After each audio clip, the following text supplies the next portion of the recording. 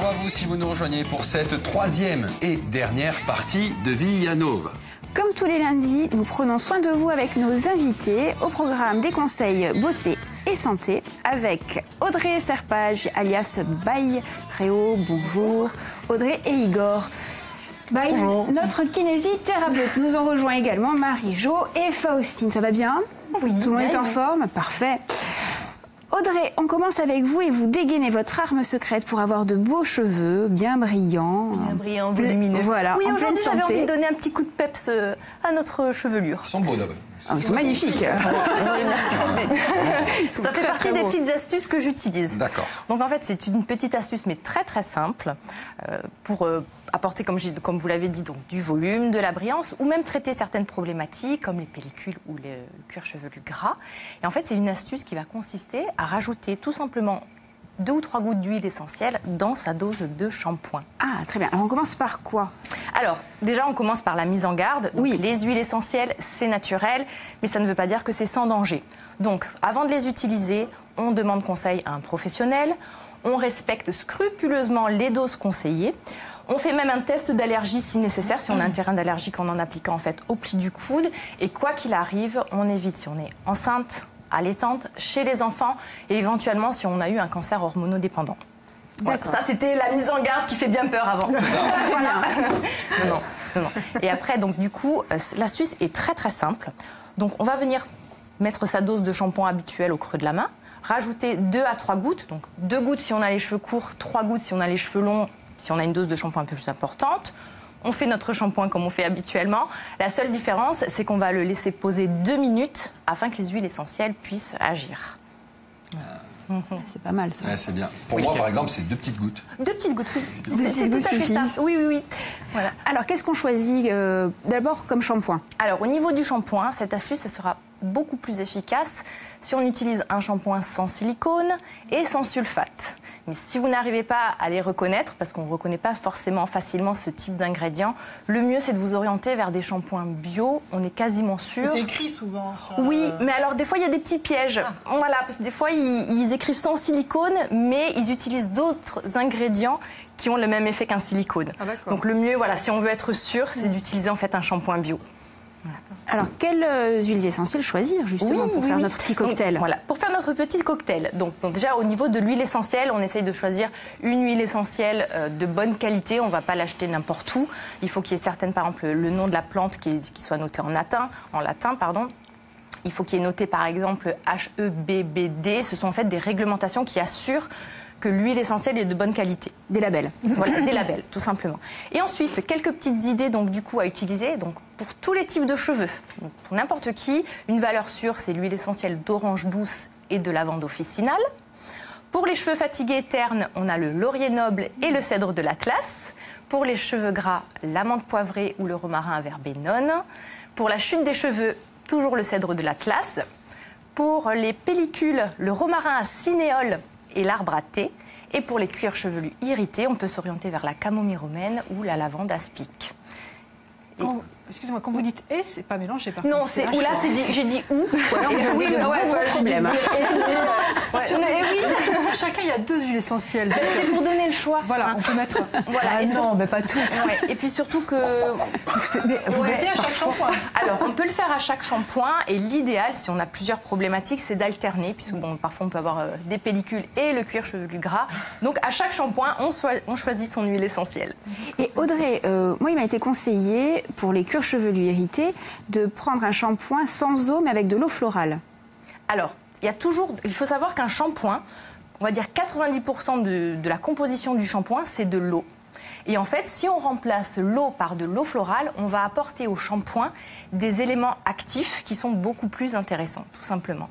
Donc, c'est pas une mauvaise idée. C'est pas du tout une mauvaise idée. Donc, dans ces cas-là, vous allez trouver ça toujours dans tout ce qui est shampoing naturel et bio.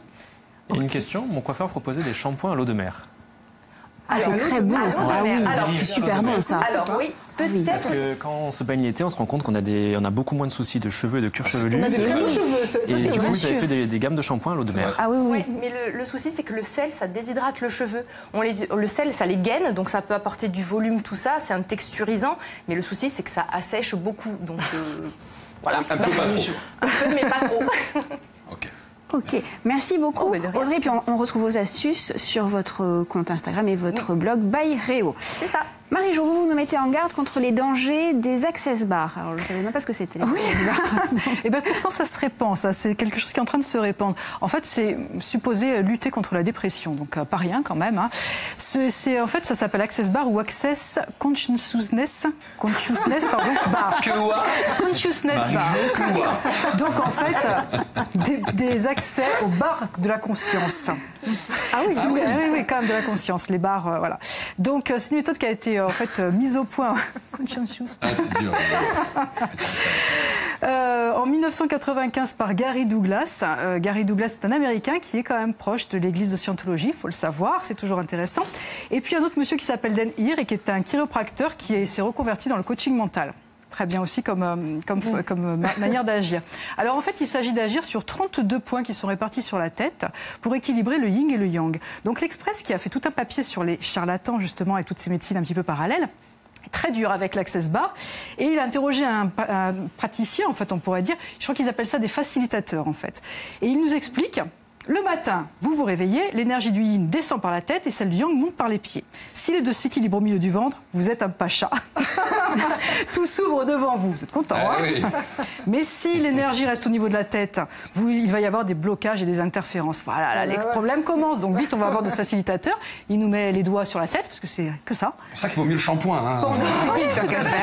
Pendant 1 heure à 90 minutes, ça vous coûte 135 €. Et si ça ne marche pas, c'est de votre faute, hein, c'est pas de sa faute à lui. Non, Évidemment. De toute façon, ça peut pas faire du mal, nous dit-on. Bon, ça peut pas faire de mal, sauf que quand même, on a remarqué que le discours évolue au fur et à mesure. C'est-à-dire qu'au début, on vous dit simplement, voilà, ça va libérer les mémoires, la mémoire cellulaire, ça va vous libérer de vos mauvaises pensées. Puis après, on vous dit, vous savez, nous tous là qui pratiquons ça, nous faisons partie des humanoïdes, nous sommes une espèce supérieure au véritable humain. Puis petit à petit, eh bien, bizarrement, les patients s'éloignent de leur famille. Enfin, c'est vraiment une dérive sectaire. Donc, c'est quand même très, très inquiétant. Il y a quand même, à l'heure actuelle, j'ai un chiffre quelque part, 30 000 personnes qui auraient été soignées par cette méthode. Et les facilitateurs, dans les 3 000 à l'heure actuelle. Il suffit en fait d'une formation d'1 jour qui vous coûtera 300 € pour être facilitateur. Donc voilà, déjà une formation en 1 jour, on est un peu sceptique, hein, franchement. Oui. Ensuite, des choses où il faut payer tout le temps, ça paraît aussi un petit peu gros. Juste une petite imposition des mains finalement, parce que c'est rien de plus. Pour vous soigner la dépression, allons chez le coiffeur. L'Express est sceptique, nous aussi. Très bien. Gorge la tête. Oui. Merci beaucoup, Marie-Jo. Faustine, avec vous, on apprend à mieux dormir, à bien dormir. Exactement, puisque vendredi 22 mars, c'était la journée mondiale du sommeil. Savez-vous qu'on passe 1/3 de notre vie à dormir? Ça paraît long, mais en fait, c'est un temps qui est de plus en plus court, puisque nous sommes passés en dessous de la barre des 7 heures de sommeil par nuit. En fait, les chiffres sont plutôt alarmants, puisque 4 personnes sur 10 souffrent de troubles du sommeil et du coup, 1 personne sur 4 est somnolente pendant la journée. Alors, je vais faire un petit sondage. Qu'est-ce que vous faites avant de vous coucher? Je regarde mon téléphone. Voilà. Mauvais élève. Moi, je regarde un... Tout le monde fait la même chose. Ouais, mais c'est bien ça pour s'endormir. Ouais. Moi, je regarde un film. Non, ça marche pas non plus, puisque 44% d'entre nous, effectivement, passent du temps sur leur tablette avant de se coucher, contre 37% pour la télévision. Je vous laisse en tirer les conclusions nécessaires. Hein. Ah, c'est ça. Alors, que faire pour mieux dormir? La première chose, c'est évidemment de limiter l'utilisation des smartphones et tablettes au moins 30 minutes avant de se coucher. En fait, la lumière artificielle perturbe nos rythmes naturels et favorise les insomnies. Donc, pour bien dormir, il faut passer un minimum de temps au soleil, à la lumière naturelle pendant la journée. En fait, après, le secret d'une bonne nuit, c'est aussi l'activité physique. Faire du sport, ça aide à mieux dormir. Et en fait, bien souvent, notre sommeil est le reflet de notre hygiène de vie, sachant qu'il faut éviter de faire du sport le soir, puisque ça excite. Et après, fini, on dort mal. On dort mal, bah oui. Ouais, c'est ça. Bon. Et dernière petite chose, si vous ne réussissez pas, comme beaucoup, à appliquer la plupart de ces recommandations, une seule qui est importante, c'est la régularité. Se coucher, se lever aux mêmes heures et ce, même le week-end. Donc, exit les grasses mat. Voilà. Bonne nuit à tous. Ouais. Sans grasse mat, c'est moins fun quand même. Ouais, c'est pas le week-end. Ouais, non. Audrey, corrige-moi si je me trompe, il y a des huiles essentielles qui permettent de se relaxer un petit peu avant le coucher, non? Oui. Vous avez donc l'huile essentielle de lavande officinale, vous avez le petit grain bigarade, donc il va avoir différentes méthodes. On va pouvoir les appliquer éventuellement au niveau des poignets, et les respirer, les vaporiser un peu dans la pièce avant d'aller se coucher, donc pour apaiser un peu. Autre petite astuce. Igor, avec vous, on s'occupe du mal de dos de nos chers enfants. Tout à fait. On va parler un peu des enfants aujourd'hui. C'est bien. Il faut. Ils ont oui, eu aussi droit d'avoir mal au dos. Hein. Mais bien sûr. Mais oui. Enfin, Alors, qui a mal au dos d'ailleurs? Quasiment un tiers des enfants du collège et les 2 tiers des lycéens potentiellement ont mal au dos sous différentes formes. On se rend compte, ils sont en pleine croissance en fait. C'est lié à la croissance. Quand on grandit, l'ossature n'est pas quelque chose de solide. Il y a beaucoup plus de cellules cartilagineuses que de cellules osseuses dures. Du coup, tout en grandissant, ça permet une expansion, mais ça permet aussi des déformations. La fameuse scoliose. Exactement. Ouais. Et on a une graduation des scolioses en fonction de l'âge. Et c'est là le grand rôle du kinésithérapeute que je suis et que mes confrères sont. On accompagne les enfants durant l'adolescence et on agit le plus tôt possible sur ces déformations. Mais il n'y a pas que les scolioses, il y a aussi toutes les douleurs dorsolombalgie qui sont dites posturales. Et là, c'est le fameux redresse-toi parce que les enfants ils se tiennent comme ça, comme ça. j'ai entendu ça toute ma vie. Et c'est le grand défaut, on va dire. Parce que les scolioses, c'est une faible population parmi l'ensemble des enfants qu'il y a. Qu'est-ce qu'on doit faire? On va chercher tout simplement à prévenir. Il faut déjà revoir tout le mobilier scolaire parce que c'est fait pour des enfants qui mesuraient une certaine taille moyenne. Et là, on va partir sur des coûts de santé publique qui sont importants. Mais qu'est-ce qui vaut mieux? Prévenir que guérir. Bien sûr. C'est quand même plus intéressant.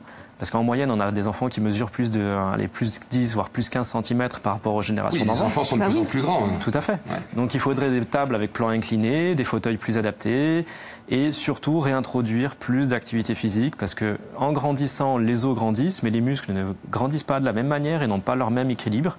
Donc il faut densifier la musculature du dos, marcher le plus souvent possible, porter le cartable. Vous préconisez quoi, 2 heures par jour? Idéalement, il faudrait que ça soit réparti sur toute la journée, mais il faudrait qu'il y ait à peu près 2 heures d'activité par jour. Ah oui, mais quand vous dites activité, c'est de la marche pour aller au collège ou au lycée? Une demi-heure de marche pour aller à l'école, plus des jeux, de temps de récré, des activités de groupe en classe, ça peut être tout et n'importe quoi. Et le cartable qui pèse lourd et qui déforme? Alors moi, le cartable, je ne suis pas contre s'il est bien porté. Parce que ça redresse le dos, c'est ça? Pas sur une épaule, quoi. Pas sur une épaule. Un cartable, c'est porté avec ces deux lanières sur le dos. Si on a un sac sur le dos, c'est un poids ajouté. Du coup, ça oblige les muscles à travailler de plus. Et de là, on a un effet bénéfique pour la personne. Mais si la personne se tient comme ça et porte un cartable sur une bandoulière ou un sac à main, parce que c'est la grande mode des sacoches ou les sacs à main, mais c'est pareil, ça crée une attitude posturale négative. Et Igor, une fois que le mal de dos est installé, on va voir un kiné, son médecin? Alors, on en discute déjà avec son médecin, qui va orienter ensuite et va faire un bilan radiologique. Parce qu'on a besoin d'avoir cette vue sur l'état de maturité osseuse. C'est ce qu'on appelle l'échelle des Risser, 1, 2, 3 et 4.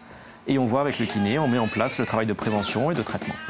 Ok, merci beaucoup. Merci beaucoup. Et puis il y a la position du jeu vidéo aussi. C'est pas bon ça? Beaucoup de temps assis. C'est ça. Et avec le téléphone, avec la... Tout ce qui est fait en excès, mauvais. Bon, merci beaucoup à vous 4 pour tous ces conseils. Allez, on se retrouve demain, hein? Oui. Demain, sur Viasté, voilà, comme chaque jour. De sport auto demain. Allez, sport auto. Allez, à demain, bon après-midi sur Viasté.